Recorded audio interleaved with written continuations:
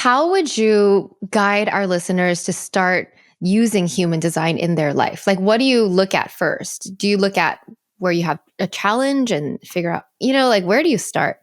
Yeah. So the way the book is structured is it dives into kind of every piece of your chart through the lens of your career and relationships. So maybe would you rather talk about career or relationships? Because maybe we can use that as an example and move through the types. Okay, let's do career. Okay, cool.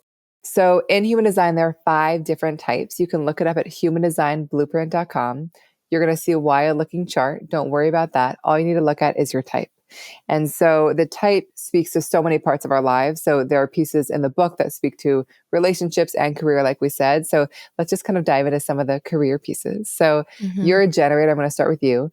Generators are really here to be very natural doers. You're somebody who has a lot of energy when you're really kind of genuinely excited and impassioned by what you're doing. And so one of the most important things in your job and in your work is to be genuinely excited and satisfied, and also to really give yourself freedom when possible to delegate and hand off the things that just consistently drain you.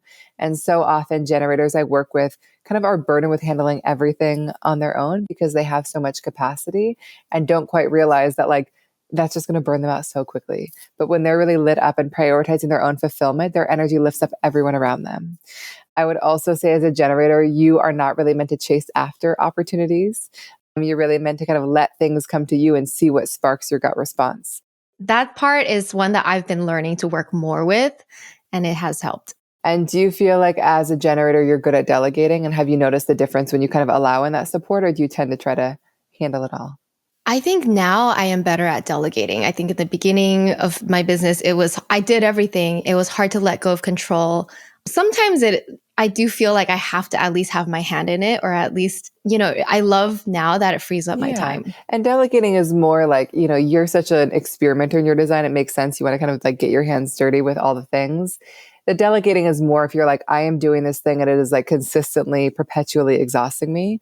And it's like distracting me from the other things. And I think one thing that's often talked about in human design is how important it is that generators are lit up by what they're doing. And I also want to just clarify for generators listening that this is not about being 100% lit up by everything you do, because that's not possible. Like you'll have to take out the trash and pay taxes and things like that. But it's more around prioritizing your satisfaction. And that might look like having a day job that doesn't excite you very much, but gives you the security where you can like work on your novel at night. I tell a story like that in the book. So just thinking about like, what are the things that fulfill you most and how can you start to create a little bit more space for those things? Do you know your boyfriend's design? He's a manifester. So let me talk about manifesting generators. Manifesting generators are very multi-passionate. These are people that tend to not be limited to kind of one career path or role. They tend to like really like a very diverse day, diverse weeks, a diverse life. These are my clients that are doing so many things at once or choosing one role that like feels very fresh and exciting every day. Manifesting generators thrive in roles where they can move really fast and aren't really disrupted. They can kind of be in their creative flow and delegate things along the way. So I think a lot of manifesting generators struggle when they expect others to move at their speed. So it's important to kind of work with people that really give them space to be in their flow. And also, just recognizing that not everyone's going to be as fast as them. Manifesting generators like generators are meant to kind of let things come to them and wait for opportunities to kind of spark their gut before they go after them. I feel like so many generators and manifesting generators I've worked with end up pursuing career paths that are pretty unexpected. It's like a thing showed up in their world and lit up their gut and they didn't expect it. And they're like, okay, I've got to do it. And then like they just got taken down a totally different path that was like so fulfilling, but also not what they thought they might pursue. So I think that so much of the journey for both of these types is really trusting your natural gut response without needing to know like where it will take you.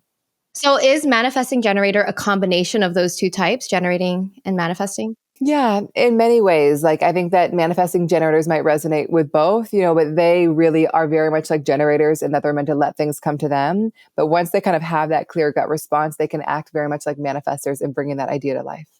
I see. So manifestors are very disruptive, innovative forces. They aren't really meant to be meant to be guided or told what to do. These are people that often do well working independently and autonomously, or if they work for a big company and are just like given a domain to be in charge of. Manifestors might find that their energy ebbs and flows. So they might have these periods where they're super on fire and really inspired, followed by periods where they have to like rest and be alone. And then kind of the energy comes back. They're really good at starting things, but their gift is not kind of maintaining or sustaining everything they've begun. So in an ideal world, they can kind of delegate things they've been working on and kind of breathe life into new projects. Their strategy when it comes to their career is to make the first move, is to initiate when they feel an urge to create an opportunity or start a company or pitch a company, to really kind of follow that urge, even if it's comes out of nowhere. Do you recognize any of those qualities in your boyfriend? Oh, totally. Yeah. He is a delegator. He's not the one to do the work. He's the spark and the strategy. And then, yeah. Yeah, I'd be so curious how he feels if he'd read his chapter, because it is like these people are literally just like the fire starters. And it's such a relief to be like, that's their gift, is like kickstarting new ideas, And so often manifestors I've worked with have felt like something is wrong with them because they aren't able to complete everything they start, and then they realize like that's not actually their gift at all. What roles in their career are they best at then? Often being the leaders or being like, inventors or innovators. I think that there are a lot of people that are like thought leaders or forecasting trends or running innovation departments, or just like honestly, like an entrepreneur doing their own thing, or a consultant where they can kind of set their own schedule and do things and like just be very clear on what part of the, execution they're going to be responsible for. I also think they're really good, like speakers and activists, because they have this very kind of impactful, motivating presence. And that can obviously show up in those scenarios. Awesome. What does your boyfriend do? He's also an entrepreneur. I feel like so many manifestors I work with are entrepreneurs. It's, of course, not the only career, but it's a very natural one. Okay. Then we've got projectors. Projectors are very natural leaders, guides, teachers, not here to do all the doing as well. They're super sensitive to other people's energy, which makes them really wise stewards of other people's energy. They tend to love systems like human design. I'm a projector, and mastering and teaching human design is a very natural, example of being a projector, of really diving into a system that has helped me understand people even more deeply. Projectors are here to be invited into opportunities. So we are not meant to kind of chase after and force, but really wait to see who kind of recognizes us and really invites us in to share. Do you know any projectors in your life? I do. I know a couple, but it's so different from the way I operate. Yeah. How do you advise projectors? Because say they have goals that they want to achieve in life. How do they approach that while having to wait to be invited? It's a great question. And I include so many stories in the book because I feel like that can often be a really disempowering thing to learn at the beginning of like, I have to wait. Like I need to be proactive here. So I would say that waiting for the invitation for projectors is not passive. The thing is that people cannot invite you unless they see you. And so much of your job is to let yourself be seen.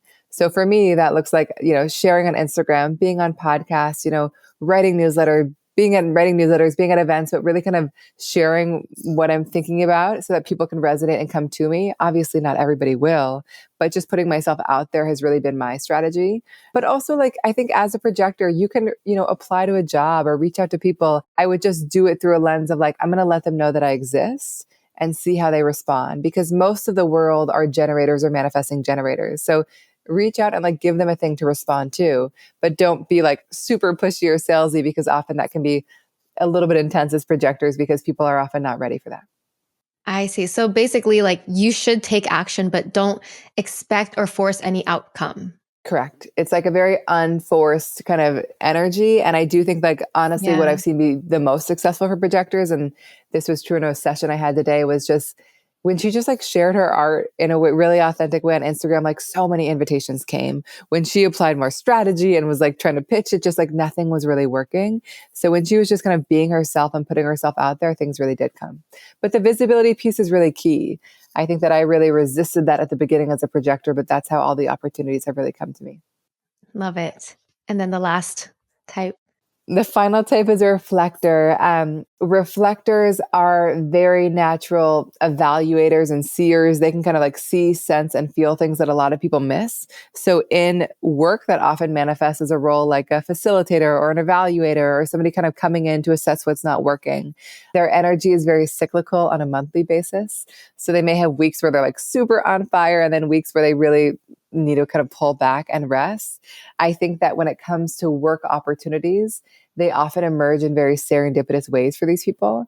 It often comes from just like being in a space that feels good, like a cafe or a, a co-working spot, and then like an opportunity shows up. A person comes and they strike up a conversation, and like their next move becomes clear. So, in the book, I talk a lot about how one of the most important strategies for this type is to really kind of plant themselves in spaces that feel good and just be kind of open to what opportunities might come from that. Love that. And that one is also like requires patience and not forcing and just flowing. So much patience. And like, a piece we haven't talked about, which we talk about in the book, is called authority, how you make decisions. So reflectors have to be very patient, but they also have to give themselves like what's recommended is a full month before they make big decisions, which probably sounds a little bit wild to someone like you who has like instantaneous knowing. But they really kind of need space and time to disentangle their feelings from other people and really get clear on what they want. So it is funny. I so often I sit with reflectors in sessions, and I'm like always a little bit nervous to share about the 30 days thing, because I'm like, this just feels mind boggling that like it would be 30 days. And they're like, they're always just like, oh yeah, obviously. So it just like blows my mind every time, where it's like, oh, that feels so natural to them and so necessary, even though it's so unfamiliar to me. So that also brings up the same point where it's kind of like a reflector shouldn't give another type advice. Oh, you always have to wait this long to make a decision. Everyone's type is different, And like one of the dreams I have for the book, and we'll see how it manifests, is like, I really hope that people not only read their own design eventually, but they also read their partners, and like your partner reads yours, because there's just so much in there on like, how do I actually support somebody of a different type? I'm a projector. I'm married to a generator. My husband was very much top of mind writing the chapter on generators, because I just was like really reflecting on all the ways that I could better support him. And I just think that it's so easy to be like, oh, like this is how we receive love. This is how we need support. We assume others will need it the same way. And human design just reminds us that we all like need love and support in such different ways.